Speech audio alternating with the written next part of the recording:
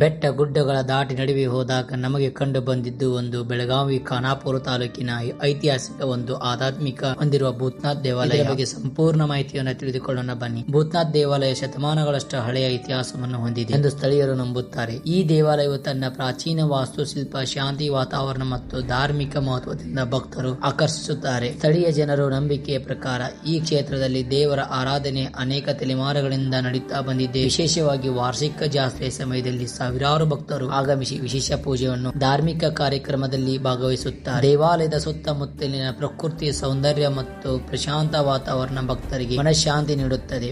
ಹಸಿರಿನಿಂದ ಕಂಗೊಳಿಸುತ್ತಿರುವ ಎತ್ತರದ ಬೆಟ್ಟಗಳ ನಡುವೆ ಒಂದು ಪುರಾತನ ಐತಿಹಾಸಿಕ ದೇವಸ್ಥಾನವಿತ್ತು. ನೂರಾರು ವರ್ಷಗಳ ಇತಿಹಾಸ ಹೊಂದಿದ್ದ ಆ ದೇವಸ್ಥಾನವು ಬೆಟ್ಟದ ತುದಿಯ ಶಾಂತವಾಗಿ ನೆಲೆಸಿತ್ತು.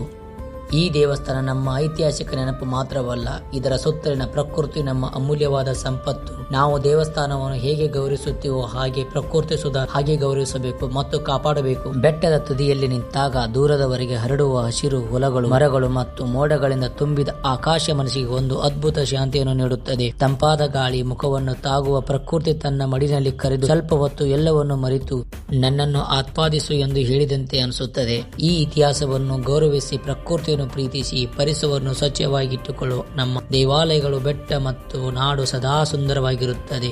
ಇಲ್ಲಿ ಬಂದಾಗ ಯಾವುದೇ ರೀತಿಯಾಗಿ ಪ್ಲಾಸ್ಟಿಕ್ ಹಾಗೂ ಬಾಟಲ್ಗಳನ್ನು ಯೂಸ್ ಮಾಡದೆ ಒಂದು ಒಳ್ಳೆ ರೀತಿ ಪ್ರಕೃತಿಯನ್ನು ಕಾಪಾಡಿಕೊಳ್ಳಬೇಕೆಂದು ತಮ್ಮಲ್ಲಿ ಕೇಳುತ್ತೇನೆ. ಇಂಥ ಒಂದು ಸ್ಥಳಗಳನ್ನು ಅನುಭವಿಸಬೇಕು ಹೊರತು ಅಳಗಾಲಂತೂ ಮಾಡಕೋಬಾರದು. ಇದು ಒಂದು ಹೇಳುತ್ತೇನೆ. ಮತ್ತೆ ಭೇಟಿಯಾಗೋಣ. ಬಾಯ್.